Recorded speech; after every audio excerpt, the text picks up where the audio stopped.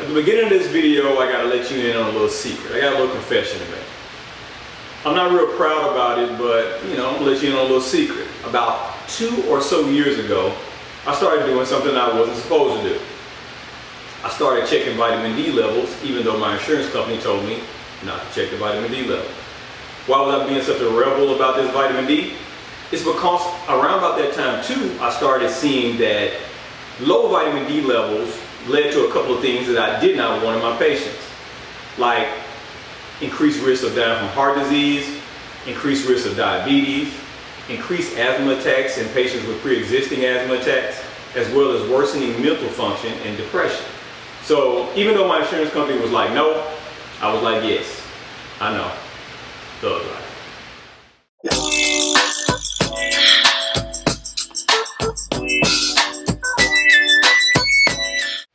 So before I get too far ahead of myself, you're probably asking, Dr. Damien, what is vitamin D?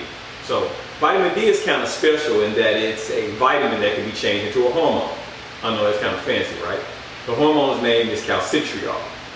So if you avoid sunlight like a vampire, adhere to a strict vegan diet, have milk allergies or dark skin, there's a chance that your vitamin D is low.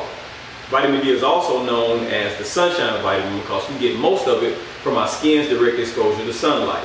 But we can also get it from animal products like fish, fish oils, or from fortified milk and grains. So say for instance your doc calls you up and he tells you that your vitamin D is low. So if you're anything like my patients, your first question is probably, do I owe you a copay for this? And if the answer is no, then you're like, oh, okay, cool. What is a low vitamin D level? So normal vitamin D is anywhere from 20 to 50, and that's nanogram per milliliters for all you nerds. And anything less than 12 is bona fide vitamin D deficiency. So now that we have this cleared away, what exactly do you do for a low vitamin D level?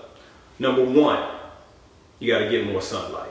Studies have shown that if you spend anywhere from 10 to 15 minutes of direct sunlight, anywhere between the hours of 11 a.m. to 3 p.m., you get the most bang for your buck. Number two, you eat more vitamin D containing foods. So those things would be like fortified milk, it would be egg yolks, fatty fish, and also beef liver, etc., and etc.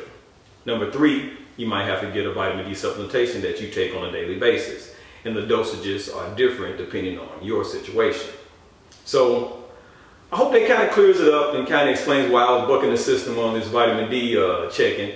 And it's not the most important thing that I do, but I found that when it comes to your health, a lot of the small things stack on each other to become big things. So that's it. Like the video if you like the kid, you know the drill. Subscribe if you have not already done so. And remember that this video is informational only. If you have specific questions, you should take that up with your physician. This is Dr. Damien. Talk to you later.